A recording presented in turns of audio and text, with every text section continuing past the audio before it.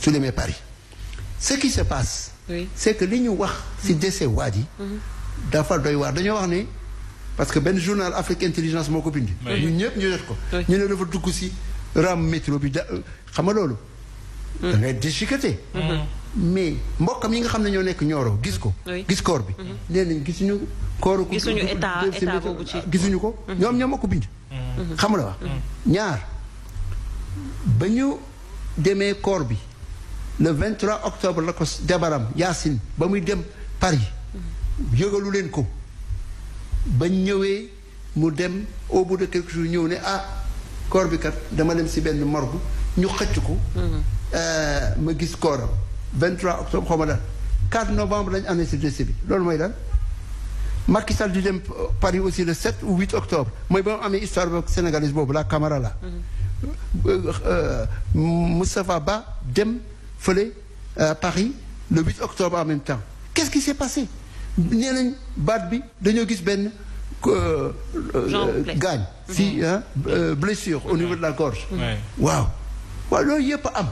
benn pourquoi État français que je tiens pour responsable. autant que l'État français l'était pour Ben Barka, pour Félix Moumié et d'autres, n'est-ce pas, grandes victimes, n'est-ce pas, de la raison d'État. La France doit nous dire ce qui s'est passé.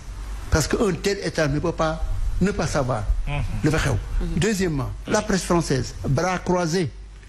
La presse française qui est prolixe sur ces questions-là.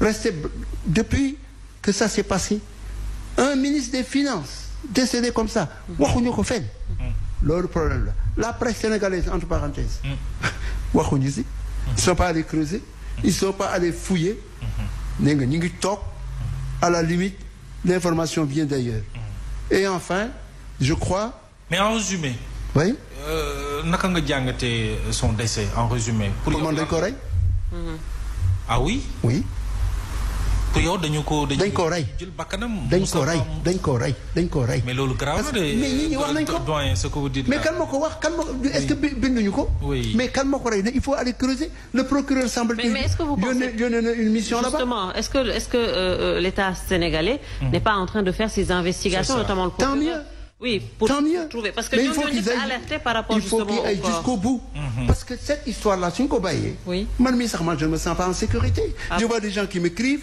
je vois des gens yoo xam ne bëgg nañ xam li ma wax ak li may non bi may yow bi may invité lanaa la wax ma sécurité absolument parce que c'est devenu un pays boo xam ne attention c'est que mën nañu def loolu en ministre des finances ba pare di ñu ay explication aussi biscornue et pourtant sunu procureur bi ñun fii ba mu ubbee enquête ak defaat beneen autopsie ñu bëri dañ ko doon ñaawlu woy nañu waaw ça c'est sénégalais kon ndekete c'était quelque chose il avait bien fait mais ça c'est sénégalais soo commencé di wax rek ñu ne kii dafa man xam nga toog naa longtemps bëgguma see wax il a fallu que ma jot le document concernant les conditions de sa mort ñu wax dans une rame de métro ma ne waxuñu ban métro la yi métro non en France quand même dañ ko war a wax sama benn xarit journaliste woo ma ne ma mais Adama affaire bi doy na waar est-ce que affaire rame bi am na j'ai dit tu as raison il faut poser des questions additionnelles pour éclaircissement toujours est-il que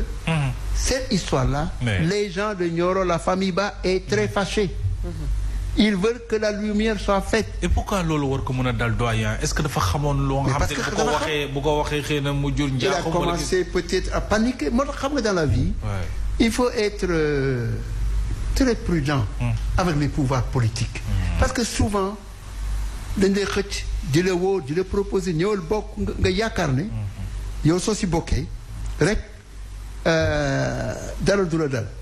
il en était arrivé à un moment sous Macky Sall et peut-être sous ce régime-là n'importe quoi mën nga ko def des détournements les biens publics lu na nga ñu koy def yow soo nekkee ministre des finances ñu lay signaloo di la signaloo ba nga xëy suba teel nag signature bi ñu dindi ko tout brillant sujet que tu étais ñu ñëw ne tu dois rendre compte tu dois dire ça yow yaa maquillé compte y a les gens vont me dire les comptables ils ont 2 ou 3 bilans qu'ils font un des bilans c'est pour les experts comptables un autre pour les investisseurs ak yu mel noonu yooyu yëpp ay caaxaan la. mais doyen y a du des tapalé Malheureusement, quand vous dites ce monsieur-là s'est retrouvé dans une situation où... Oui, mais quand vous dites Dañ Koray, qui a intérêt à tuer Mamadou Moustapha Ba? Ceux qui ne veulent pas qu'il parle. Donc l'ancien régime.